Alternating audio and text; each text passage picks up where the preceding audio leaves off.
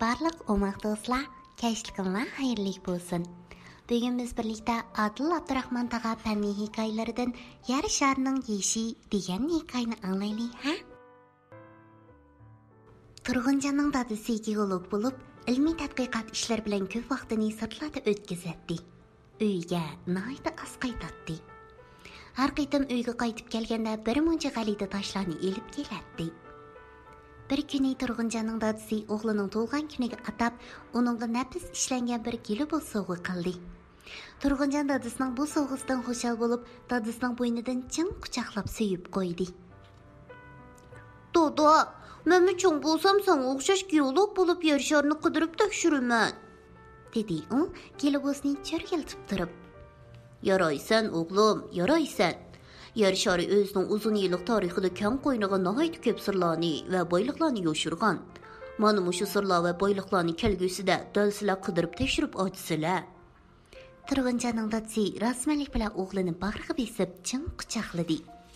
"Dodo", dedi Turg'unjan go'yo bir ish esi kelgandek dadisiga savol nazar bilan tikilib. "Yer sharining tarixini nihoyat uzun deysan. Undaqda yer shari zoti qancha yoshga kirgandi?" "Bu savolni obdan so'radim, o'g'lim", dedi dadisi Turg'unjanga qarab astoydillik bilan javob berib.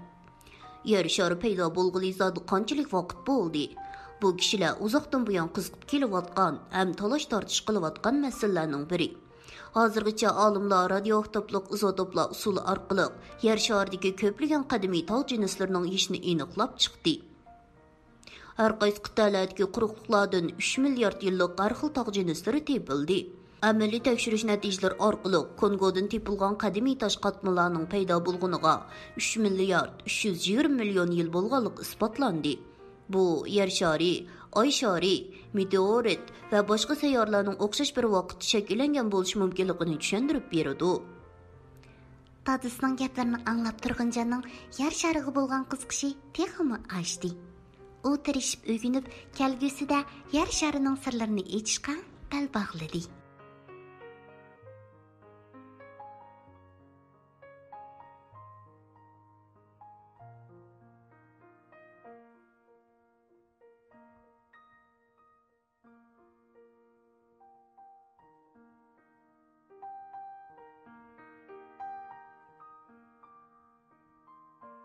Do'stlar, sizlarmi Turg'unjanga o'xshash yer sharining zot qancha yoshga kirganligiga baq qiziqsizlar deyman-a? Men buning sirini yana bir qaytim deb beray. Yer shari paydo bo'lg'ili zot qanchalik vaqt bo'ldi? Bu kishilar uzoqdan buyon qiziqib kelayotgan, ham talash tortish qilayotgan masalalarning biri.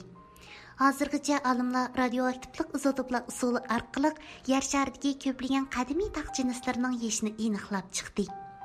Har qaysi qit'alardagi quruqliqlardan 3 milliard yillik har xil tog' jinslari topildi. Amaliy tekshirish natijalari orqali Kongodan topilgan qadimiy tosh qatmalarning paydo bo'lganiga 3 milliard 320 million yil bo'lganligi isbotlandi. Bu yer shari, oy shari, meteorit va boshqa sayyorlarning o'xshash bir vaqtda shakllangan bo'lishi mumkinligini tushuntirib beradi. Bilib oldinglarmi? Bu hikoyadan o'rganib olgan biliminglarni do'stlaringlarga so'zlab beringlar, ha? Undaqda oxirida dilala hadanglarga agishib, tuvandagi bolalar qo'shqini o'rganinglarchi.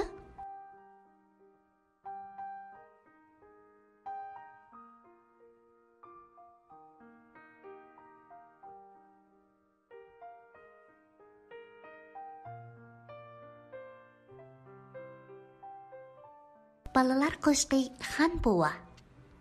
Xan bova, obdan bova, nag'rini chalgan bova.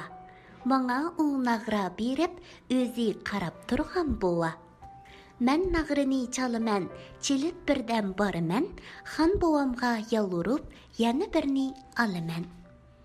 Xan bova, obdan bova, nag'rini chalgan bova, mening adashlarimni nag'richi qilgan bova.